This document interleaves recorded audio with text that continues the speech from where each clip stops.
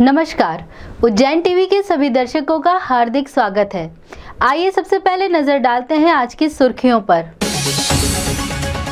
शासकीय चरक अस्पताल से ही हो रही थी रेमडेसिविर इंजेक्शन की कालाबाजारी, 2 नर्स व 1 युवक गिरफ्तार। उच्च शिक्षा मंत्री ने प्रतीकात्मक तो 5 नागरिकों ने वास्तविक शुरू की पंचकोशी यात्रा। 2 वैक्सीन और दूसरे डोज के फेर में उलझ रहे नागरिक, प्रचार प्रसार का है अभाव। गोला मंडी धर्मशाला में आयोजित हुआ मृत्यु भोज, प्रशासन ने की छापामार कार्रवाई। और मौसम हुआ पलटीबाज, कभी धूप तो कभी छांव और हो रही कभी कभी बूंदाबांदी। चरक अस्पताल में रेमडेसिविर इंजेक्शन की कालाबाजारी का मामला आया सामने, 2 नर्स और 1 युवक गिरफ्तार। शहर के सरकारी अस्पताल हो अथवा निजी अस्पताल, कोरोना काल में किसी न किसी वजह से सुर्खियों में बने रहते हैं। ताज़ा मामला सामने आया है चरक हॉस्पिटल का। साइबर टीम को प्राप्त पुख्ता सूचना के बाद पुलिस ने यहां से 2 नर्सों और उनके सहयोगी 1 लड़के को रेमडेसिविर इंजेक्शन की कालाबाजारी करते हुए पकड़ा है। पूरे मामले की जानकारी देते हुए सीएसपी पल्लवी शुक्ला ने बताया, लगातार साइबर टीम को सूचना मिलती थी कि कुछ रेमडेसिविर इंजेक्शन की कालीबाजारी चल रही है। इस पर साइबर टीम ने बहुत ही अच्छी कार्रवाई करते हुए सफलता हासिल करी है, जिसके अंदर चरक हॉस्पिटल के 2 नर्स का इन्वॉल्वमेंट सामने आया है। 2 नर्स के साथ साथ 1 लड़का भी और शामिल है। ये लोग 2 इंजेक्शंस लेते थे, अलॉट करवाते थे और संबंधित पेशेंट को 1 देते थे और 1 बचाकर उसको मार्केट में बेच देते थे। कुल 5 इंजेक्शन इन्होंने 1 लाख से ऊपर में बेचे और इसके बाद अभी हमने इन्हें गिरफ्तार करके संबंधित धाराओं में अपराध पंजीबद्ध करके विवेचना जारी। अवंती खंड में उल्लेखित पंचकोशी यात्रा कोरोना काल के चलते लगातार दूसरे वर्ष भी हुई स्थगित।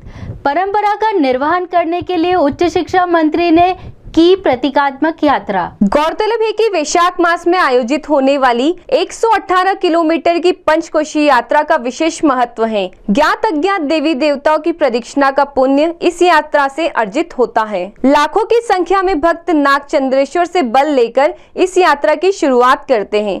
प्रतिबंध के चलते उच्च शिक्षा मंत्री डॉक्टर मोहन यादव ने नागचंद्रेश्वर के दर्शन कर 1 दिवसीय प्रतीकात्मक यात्रा की शुरुआत की, जो वे वाहन से संपन्न करेंगे। गौरतलब है कि इस 5 दिवसीय यात्रा में लाखों भक्त पदयात्रा करते हुए ही यात्रा पूरी करते हैं। चूँकि कोरोना के काल के कारण यात्रा स्थगित की गई है, लेकिन जनभावना का आदर रखते हुए सबका सम्मान के रूप में, प्रतीक के रूप में हम इस यात्रा में गाड़ी से ही सम्मिलित होंगे, क्योंकि आमतौर पे यात्रा 118 किलोमीटर की पैदल 5 दिन में चलती है। लेकिन भगवान इस परिस्थिति को समझते हैं और एक तरह से भगवान के देवी देवताओं की पूजा भी करना चाहिए। उस निमित्त पूजा करके इस यात्रा को आज संपन्न करेंगे। उम्मीद करेंगे आने वाला समय में फिर यात्रा उसी भव्य पैमाने पे चले, उसी रूप धारण करे। मेरी अपनी ओर से पंचकोशी की इस पावन पर्व की सबको बधाई। इसी प्रकार प्रातः 5 बजे नागचंद्रेश्वर को ध्वजा श्रीफल चढ़ाकर व बल लेकर अखिल भारतीय ब्राह्मण समाज के 5 पदाधिकारियों द्वारा 118 किलोमीटर की पौराणिक प्राचीन धार्मिक यात्रा की शुरुआत की गई। पदयात्रा में अखिल भारतीय ब्राह्मण समाज के राष्ट्रीय अध्यक्ष पंडित सुरेंद्र चतुर्वेदी, पंडित राहुल व्यास पुजारी, पंडित राहुल शर्मा, पंडित अरुण शर्मा व प्रताप सिंह राजपूत सम्मिलित हुए। 2 वैक्सीन और पहले व दूसरे डोज के फेर में उलझ रहे हैं नागरिक, केंद्रों का पर्याप्त प्रचार प्रसार न होना है वजह। प्रशासन व स्वास्थ्य अमला टीके लगवाने का प्रचार प्रसार तो पर्याप्त कर रहा है, मगर 2 वैक्सीनों में से कहीं कोई उपलब्ध नहीं है तो कहीं कोई दूसरे डोज की उपलब्धता पर भी उलझन बनी हुई है। इसी उलझन को दूर करने का प्रयास कर रहे हैं टीकाकरण अधिकारी केसी परमार, उज्जैन टीवी के माध्यम से। देखिए, पहले नगर निगम में कोवैक्सीन का 2nd डोज लग रहा था, लेकिन पर्याप्त जगह नहीं होने के कारण हमने 5 स्थानों पर कोवैक्सीन की साइट और बनाई है। एक है नयापुरा क्रमांक 2, दूसरा है शालिग्राम स्कूल दौलतगंज, जो कि माधव कॉलेज के पीछे। तीसरा स्थान है मोहन नगर, जो वाघा रोड के साइड में। चौथा स्थान जो है वो है Vijaya Raje high school girls का जो घास मंडी चौराहे के वहाँ। और नेक्स्ट जो है वो है अपना झोन क्रमांक 5 के पास मक्सी रोड पर जो सामुदायिक भवन है वहाँ पर। ये 5 साइट पर कोवैक्सीन सेकंड डोज लगेगा। जिन लोगों को कोवैक्सीन सेकंड डोज लगवाना है इन स्थानों पर उनको जाना है। 6 स्थानों पर कोविशील्ड 45 वर्ष से ऊपर का लग रहा है। फर्स्ट और सेकंड दोनों डोज लगे। कहाँ पे लगे कोविशील्ड के? ये 29 साइट हैं पूरे शहर में। तो जहाँ पर भी इनको छोड़ करके इन जगहों में कोवैक्सीन लगेगा सेकंड डोज, बाकी जगह पर कोविशील्ड लगेगा और दोनों ही डोज लगेंगे। तो ये नर्सिंग होगा, नर्सिंग कॉलेज होगा, इसमें क्या दोनों? नर्सिंग कॉलेज में दोनों कोविशील्ड लग रहा है, फर्स्ट और सेकंड दोनों लगेंगे। इसके अलावा जैसे अपना माधवनगर है वहाँ पे दोनों डोज लगेंगे। पुलिस लाइन है वहाँ पे दोनों डोज लगेंगे। जीडीसी है वहाँ दोनों डोज लगेंगे।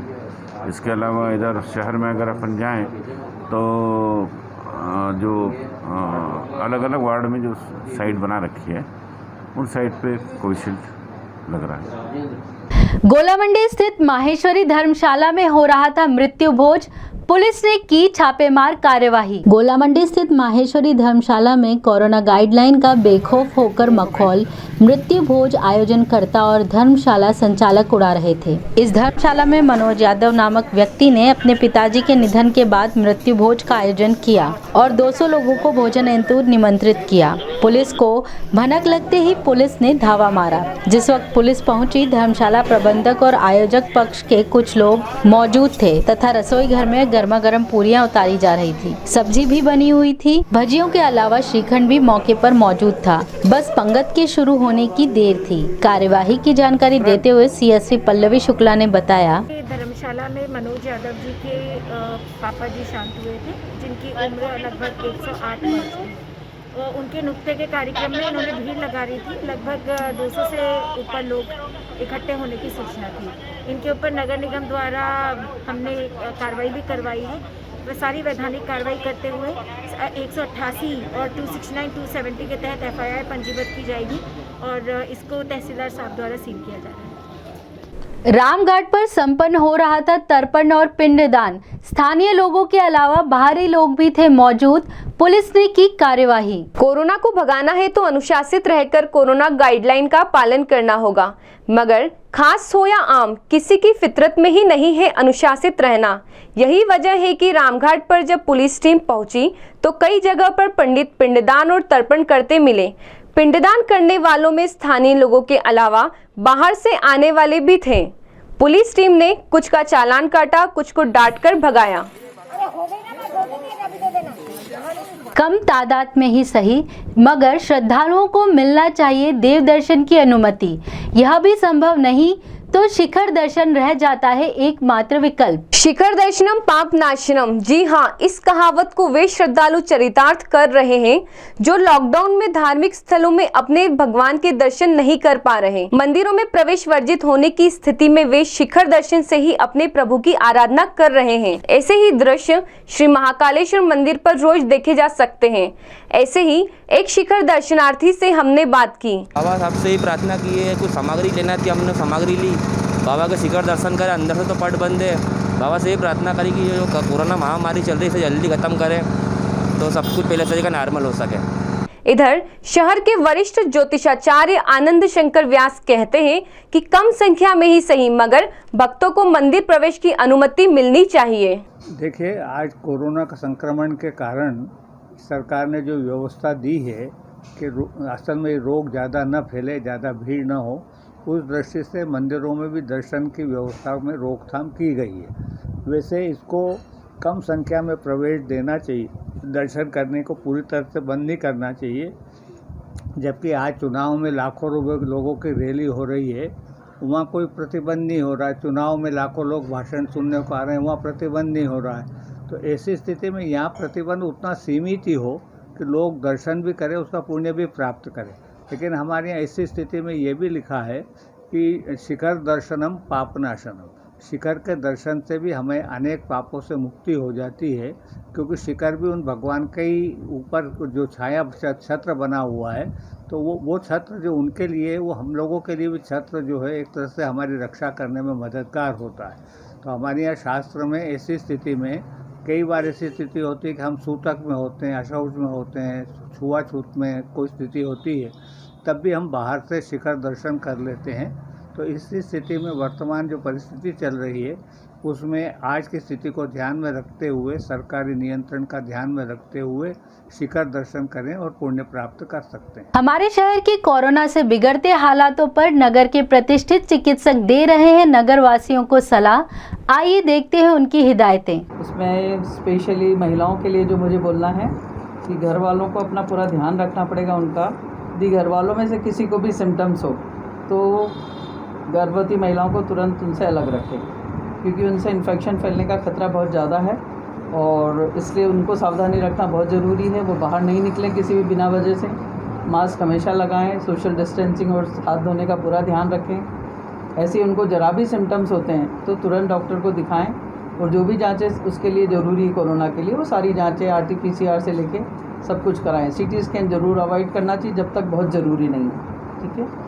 और कोरोना पेशेंट्स को भी इंजेक्शन अभी जो लेटेस्ट चल रहा है उसमें वैक्सीनेशन दिया जा सकता है।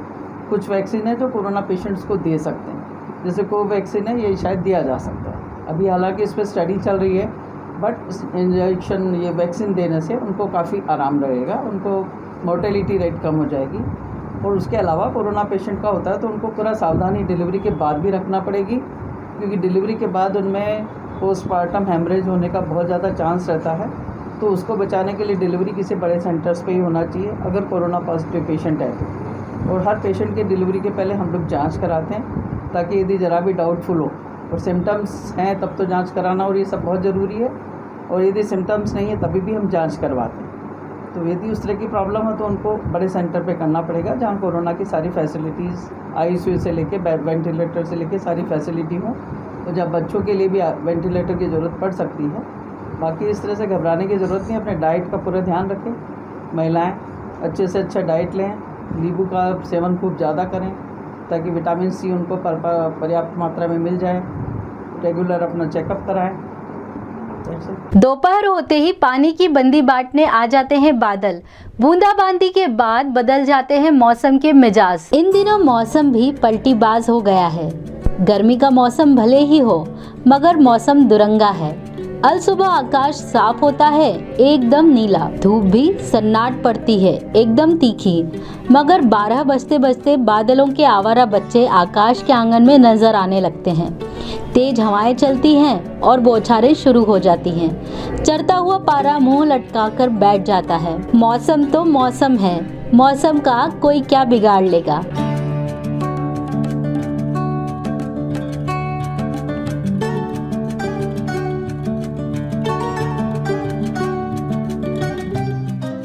आइए एक नजर डालते हैं वेधशाला से प्राप्त मौसम के आंकड़ों पर।